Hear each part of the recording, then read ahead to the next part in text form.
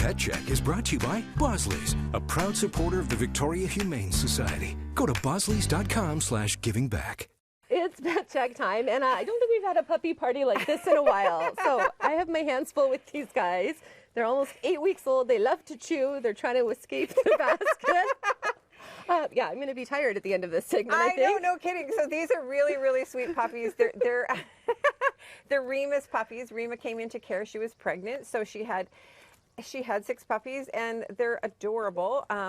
Really nice, really well socialized, good with everything. They'll be, you know, obviously people will have to train them. Yes. I can't tell you how often people call us and say, are they totally trained? They don't come totally trained. They at do 8 not. weeks or 12 weeks or even 3 months. They're not even totally at 3 trained. months. People constantly will phone and say, I want a puppy, but I want it totally trained. And I'm like, yeah, that's not what we do. Like, no, if you want a puppy, you have to be willing to put in the work and the training. They get started on training. They can get started on training. Like the puppies at my house right now all go outside to go to the bathroom, but they won't when they come to your house. No. It's a whole new situation.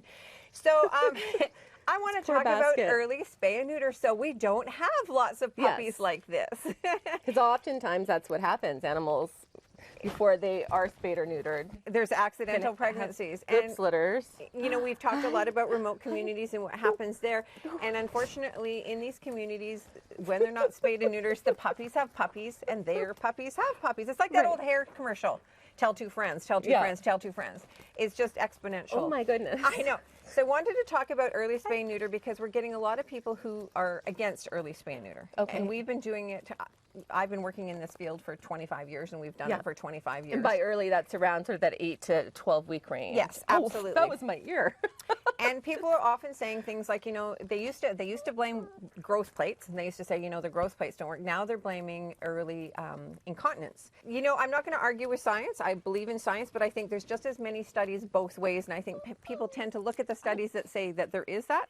But having worked in the field, I will say probably 90% of the puppies that I get in, the dogs that we get in that have early incontinence weren't spayed young and early, spayed early. Okay. So like we see very few. I'm not saying it doesn't happen, but I think it's the #1 thing people jump to. Well, it was because they were spayed and neutered early, but do we know that? Did they do an MRI? Did they do an ultrasound? Did they check that there's not, you know, something genetic? So it's important that people understand we have to spay and neuter early.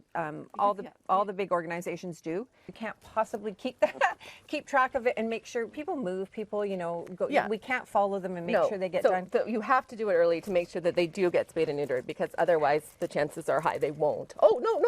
And the chances are high. We did make an exception one time, and it was actually for a vet. We made an exception one time and let them keep their animal from getting spayed until it was a year old, and we found out they had puppies. So wow. I know. Okay. Not happy about that. No. Hello. Super.